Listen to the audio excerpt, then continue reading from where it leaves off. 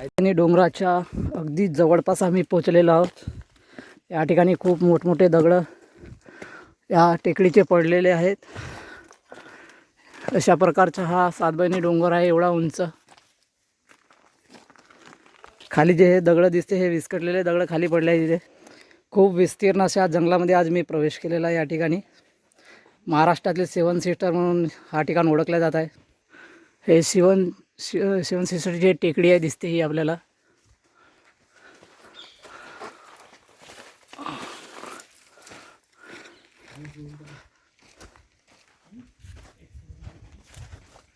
या ठिकाणी अनेक लोकांनी आपापले नावं लिहिलेली आहे, जसं त्याचं काही इतिहासात नाव चमकणार आहे असं वाटतं अंदाज। या ठिकाणी काही गुफेसारखा आकार आहे ते आपण बघणार आहोत। या ठिकाणी खूप मोठमोठी म्हणजे पत्थर या ठिकाणी आजूबाजूला विस्कटलेली आहेत, अशी अंगावर पडू शकते। या ठिकाणी सावधानता बाळगावी। त्या दगडाच्या सर्वात खालील भाग आहे हा वाला विस्कटलेले दगड असे।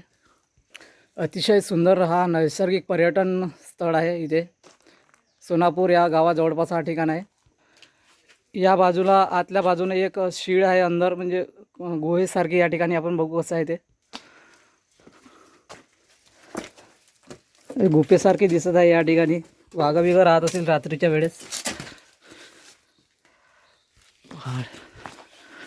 खूप मोठमोठी झाडं आहे इथं। हे साईडने चढावं लागेल राऊंड मारून। हा खूप मोठा दगड वरून विस्कटलेला आहे। हा खाली वर जाण्यासाठी हे लोखंडी रॉड तयार केला आहे इथे। अशा प्रकारचे हे पूर्ण दगड विस्कटलेले आहे, निघून आहे इथं। कृपया येताना व्यवस्थित यावे। चालता चालता भरपूर घाम निघलेला आहे इथं। खूप वेळ लागत आहे वर चढण्यासाठी, कमीत कमी 1.5 तासाचं अंतर। खूप मोठी दगडांची इथं रांग आहे इथं। अतिशय नाजूक ठिकाण आहे। या ठिकाणी वर चढल्यावर असं बाहेरचं सौंदर्य दिसत आहे इथे। या ठिकाणाहून खूप दूरची अशी डोंगर रांगा, छोटी छोटी गावं दिसत आहे इथं मायक्रोमध्ये। नागवंशीय क्षेत्रातली ओळख राहावी म्हणून या ठिकाणी एक शिल्प बसवण्यात आला आहे नागासारखं। या बाजूला एक दिसत आहे एक नैसर्गिक सौंदर्य, त्या ठिकाणी आपण पोहोचू शकत नाही, खूप दाट जंगल आहे। जशी वेळ भेटेल तशी आपण या ठिकाणी बघूया एखाद दिवस। सेवन सिस्टर टेकडीच्या भोवतालून गोल राऊंड मारत मारत आम्ही वर प्रवेश करत आहोत।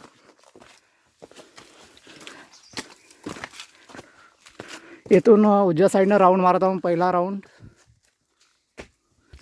पर्यटक पडू नये म्हणून या ठिकाणी लोखंडी रॉड असे आजूबाजूला वेल्डिंग करून ठेवले आहे इथे।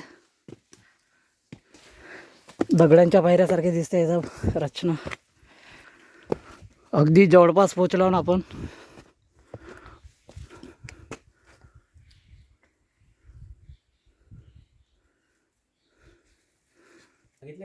हो,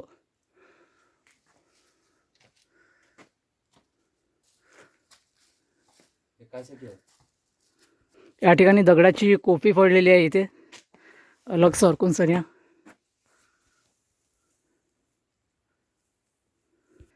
आतल्या बाजूने तर काहीतरी दिसते आपल्याला, बघूया। या डोंगरावर आपण 7 बहिणीचा डोंगर म्हणून आपण ओळख आहे। ते 7 बहिणी या नावाने या ठिकाणी 7 बहिणीच्या 7 मूर्त्या ठेवलेल्या आहेत इथे। आदिवासी जमातीच्या या मूर्त्या आहेत इथे।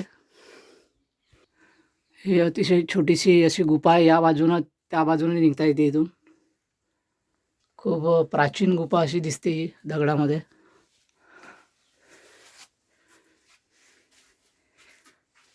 इथे एक वाघाची मूर्ती बनवण्यात आली आहे। यानंतर हे बघून सने लोक पाहायला येतील का नाही, पहिलं तडक लागणार डोक्या पडेल। डोंगराच्या बाहेर परिसर हा दिसतो आहे असा।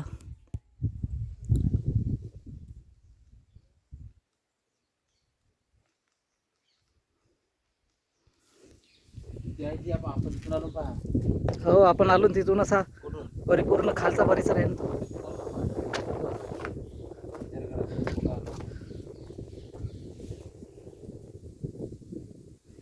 परिपूर्ण सारखी आहे, नायगरा धबधबासारखी लाईन. याचा जो सेंटर पॉईंट दिसते मित्रांनो, हा घोडाझरी तलाव दिसत आहे आपल्याला. इथून वाईडमध्ये आहे त्यामुळे दिसत नाही परिपूर्ण, पण हा सेंटर पॉईंट याचा घोडाझरी तलाव आहे. समोर काय आहे ते बघूया. या ठिकाणी दगडाची फट पडली आहे मित्रांनो. हा दगड कोसळू शकते खाली. दगड असे या 7 सिस्टरवरचे विस्कटलेले आहे मित्रांनो. खूप धोकादायक आहे.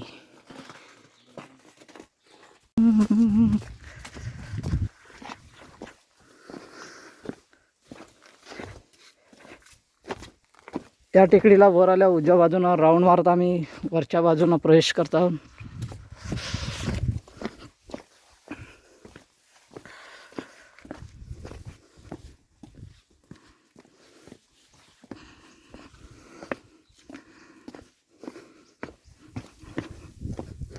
घडीच्या काठाच्या विरोधामध्ये या ठिकाणी प्रवेश करावा लागतो.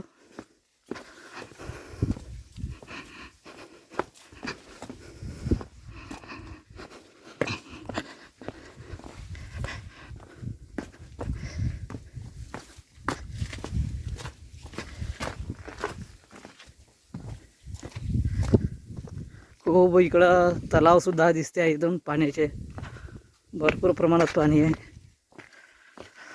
आपण नोव्हेंबर या महिन्यामध्ये या ठिकाणी दृश्य बघत आहोत. आपण हे नोव्हेंबरमध्ये हिरवीगार जंगल,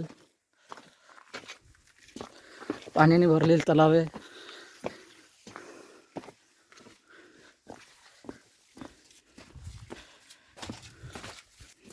नक्कीच त्याच्या नैसर्गिक पर्यटन स्थळाला भेट द्यावी.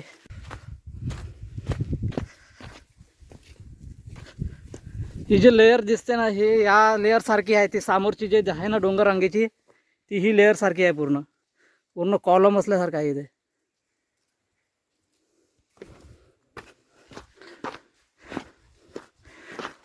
पश्चिम बाजू आहे ही या सातबनी डोंगराची टेकडीची. पूर्ण हा वरचा जो दगड आहे हा बघा इतका काठावर आलेला आहे. पूर्ण दगडाने विस्कटलेली आहे पश्चिम बाजू 7 सिस्टरची. वरून पावसाचा मारा, नैसर्गिक घटना यामुळे दगड विस्कटलेले आहेत. खूप मोठमोठी दगडे आहे इथे. बापरे बाप, खूप मोठी दगड आहे ती यार. वरून 7 सिस्टरच्या खाली या ठिकाणी पाणी खोरी दिसते आहे इथून खालीपर्यंत.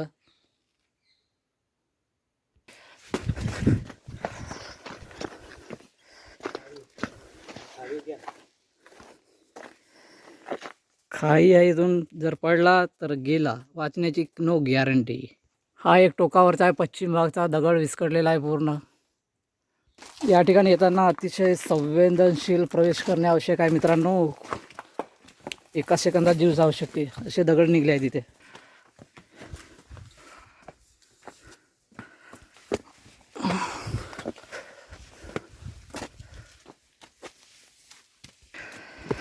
सर्वात वरच्या 7 सिस्टरच्या भागावर सुरुवात झालेली आहे. सर्वात वरच्या बाजूनं दगडाच्या पायऱ्या छोट्या छोट्या बनवल्या इथे. जाताना प्रवेशित फक्त 2च माणसं जाऊ शकेल अशा प्रकारचा छोटासा रस्ता आहे. सर्वात वरच्या टोकावर पोहोचलेलो आहोत. सर्वात वरचा भाग आहे मित्रांनो. 7 सिस्टरच्या सर्वात वरचा भाग आहे. आणि गावकरी या ठिकाणी छोटासा व्यवसाय सुद्धा राहते यांचा. काही चिवडा खायचा असेल तर यांच्याकडून घेऊन घ्यायचा. हे नैसर्गिक झाड आहे. वरची सर्वात वरची फुलं आहे छोटी छोटी.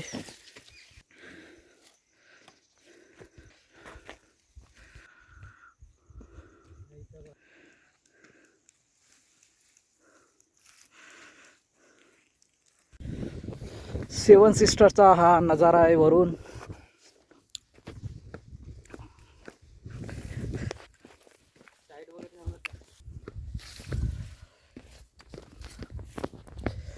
एक गाव मावू शकते एवढी जागा आहे इथे. 7 सिस्टर वरील हे असे दगड आहे, विस्कटलेले दगड, जे खालच्या बाजून आपल्याला रेषा रेषा दिसते भेगा दगडाच्या. हे सर्वात वरची बाजू अशी आहे 7 सिस्टरची. पहिल्यांदा बघत आहोत हे असे दगड जोडलेले असल्यासारखे दिसत आहेत, असे बांधकाम केल्यासारखे दगड आणि हालते सुद्धा असे दगड. हे बघा असे हालते दगड इथं वरचे. या ठिकाणी नाजूक भाग आहे. या ठिकाणी हे वरच्या 7 सीटच्या सर्वात वरच्या बाजूने एक छोटासा गड्डा बी आहे इथे आतल्या बाजूनं. या ठिकाणचं पाणी पावसात झिरपत असावा आतल्या बाजूनं, म्हणून दगड विस्कटत आहे. डोंगरावर पडलेली ही भेग आहे या ठिकाणी.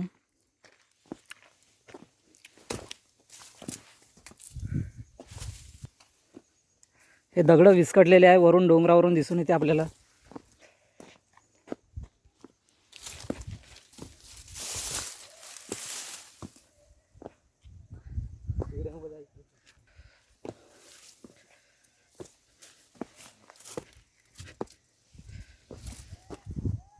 मित्रांनो, या ठिकाणी हे जे समोर भेगा पडलेले दगड दिसते हे विस्कटलेले आहे. या ठिकाणी कोणी समोर प्रवेश करू नये ही विनंती मित्रांनो.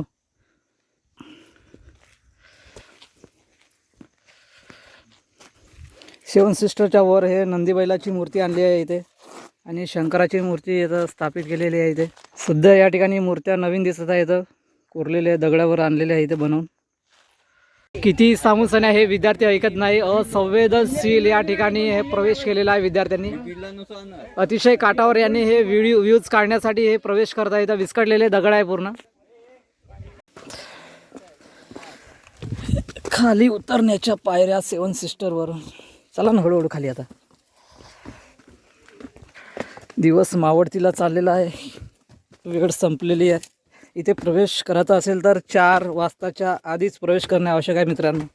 खूप घनदाट अरण्य आहे इथे दिसते आहे तुम्हाला. या ठिकाणी वाघ राहू शकतात, हिंस्र शावपद राहू शकतात जंगलातील, त्यापासून धोका आहे. याची जाणीव ठेवून या ठिकाणी प्रवेश करावा. असे खूप मोठमोठे दगड आहे, तुम्हाला शारीरिक इजा पोहोचू शकते. वरती चढण्यासाठी खूप वेळसुद्धा लागतो मित्रांनो. खूप मोठमोठे दगडांचं आहे 7 सिस्टर बनलेलं आहे ठिकाण. 7 बहिणीचं डोंगर म्हणून ओळखले जाते या ठिकाणाला. अशा प्रकारे आजचा हा नैसर्गिक सौंदर्य पर्यटन प्रवास आमचा संपलेला आहे.